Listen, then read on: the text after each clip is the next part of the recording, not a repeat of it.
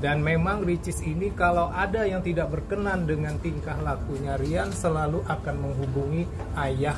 Satu kesalahan fatal Teuku Ryan diungkap ayahnya sendiri, kini berujung gugatan cerai Ria Ricis. Sidang cerai antara YouTuber Ria Ricis dan aktor Teuku Ryan kembali digelar di Pengadilan Agama Jakarta Selatan pada Senin 22 April 2024. Teuku Ryan menghadirkan ayahnya Teguh Rustam Effendi sebagai saksi di persidangan. Rustam adalah sosok yang cukup sentral dalam menengahi kala muncul konflik di rumah tangga Teuku Ryan dan Ria Ricis. Ya, rupanya konflik rumah tangga bukan merupakan hal baru dalam rumah tangga sang YouTuber meskipun sebelumnya masalah-masalah tersebut dapat diredam. Hal itu diungkap oleh kuasa hukum Teuku Ryan, Deddy Rizal Armidi. Kalau kami boleh bocorkan, ayah Rustam ini orang yang selalu dihubungi Ricis selain Ryan ketika mereka ada masalah, kata Deddy Rizal Armidi ditemui di Pengadilan Agama Jakarta Selatan pada Senin 22 April 2024 dikutip dari tribunnews.com. Teguh Rustam Effendi, ayah Teuku Ryan, membenarkan pernyataan Deddy. Ia mengakui selalu dihubungi Ricis saat rumah tangganya dengan Ryan sedang bermasalah karena pertengkaran yang tak bisa diselesaikan. Tetapi ayah tetap menyalahkan Ryan karena Ryan kepala keluarga